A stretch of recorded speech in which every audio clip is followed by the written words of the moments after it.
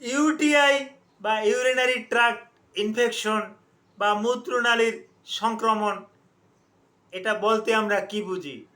এটা সাধারণত কোথায় হয়ে থাকে, কেন হয়ে থাকে, এর লক্ষণ কি, কাদের এটা বেশি হয় এবং কেন এটা রিকারেন্সি হয়, এটা একবার হলে বারবার কেন এটা ফিরে আসে, এর চিকিৎসাটা কি, এই ব্যাপারে অত্যন্ত গুরুত্বপূর্ণ কিছু আলোচনা করব।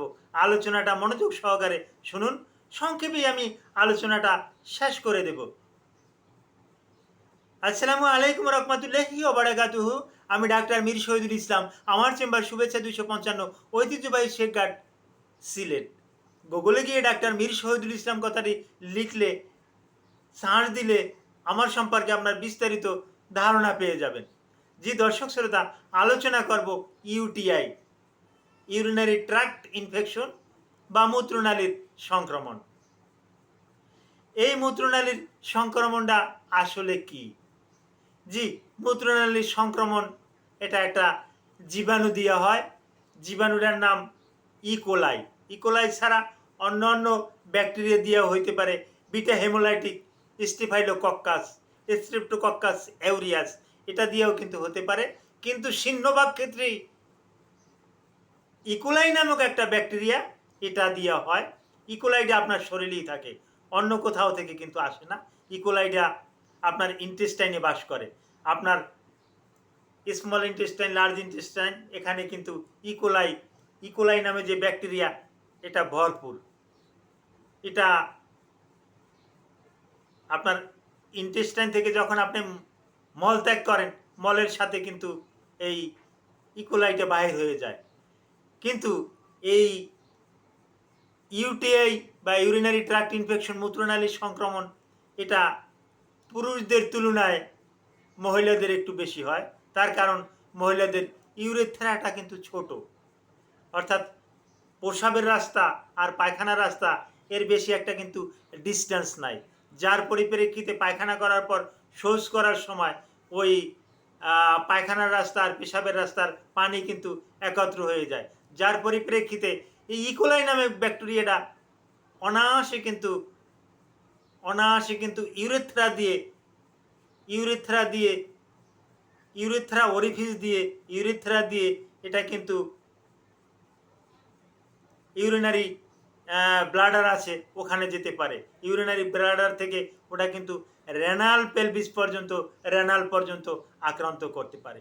পুরুষদের কিন্তু অ্যানাটমি দিক থেকেই কিন্তু এই ইউরেথ্রা একটু বড় আছে, অর্থাৎ পায়খানার রাস্তা, ইউরেথ্রা ওরিফিস অর্থাৎ ইউরেথ্রা ওরিফিসটা পুরুষদের পুরুষাঙ্গের মাথায়, যার পরিপ্রেক্ষিতে শৌচ করার সময় পুরুষাঙ্গের মাথা আর পায়খানার রাস্তা এটা একত্র সাধারণত হয় না, যার পরিপ্রেক্ষিতে এটা কিন্তু পুরুষদের কিন্তু একটু কম হয়।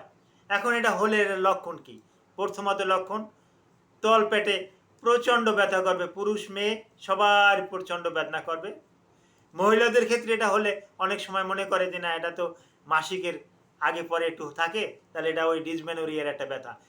ক্ষেত্রে কিন্তু ব্যথাটাকে গুরিয়ে দেয়, ডাক্তারের কাছে সহজে যায় না। কিন্তু না, এটা আগেভাগেই ডাক্তারের কাছে যেতে হবে, এটা কিন্তু একটা জটিল একটা সমস্যা। আবার ইউটিআইটাও কিন্তু দুই প্রকার, একটা আপার ইউটিআই, একটা লোয়ার ইউটিআই, দুটোটাই কিন্তু জটিল, চিকিৎসাও দুইটার একটু আলাদা আলাদা। তো এই প্রচণ্ড বেদনা করবে, পেশাবে প্রচণ্ড জ্বালাপোড়া করবে, প্রসাব করলে মনে হবে যেন প্রসাবের সাথে নাগা মরিচ বা বোম্বাই মরিচ বা ঝাল জাতীয় কিছু মিক্স করা আছে, লাপালাপি করবে, ছটফট করবে, এত জ্বালাপোড়া করবে, পেশাবে প্রচণ্ড জ্বালাপোড়া করবে। শরীরে জ্বর থাকবে, প্রচণ্ড জ্বর থাকবে, এই জ্বরটা প্রচণ্ড বলতে 102-3 এরকমের থাকবে। অনেকেই আছে ফার্মেসি থেকে অ্যান্টিবায়োটিক কিনে নিয়ে এসে খায়, আসলে না, এভাবে খাওয়া যাবে না। এখানে আমরা বড় একটা ভুল করি, শরীরে যে অ্যান্টিবায়োটিকটা রেজিস্ট্যান্স হয়ে গেছে, এই অ্যান্টিবায়োটিকটা দিয়ে যদি চিকিৎসা করা হয় কোনো কাজে আসবে না। এই জন্য রুগীর পেশাবের রুটিন টেস্টটা দিয়ে থাকি, রুগীর পাস সেলটা কত, এপিথেলিয়াল সেলটা কত, এটা জানার জন্য রুগীর রুটিন টেস্টটা কিন্তু জরুরি। বিশেষ প্রয়োজনে আইভিইউ ইন্টারভেনাস ইউরোগ্রাফি এটাও কিন্তু করিয়ে থাকি।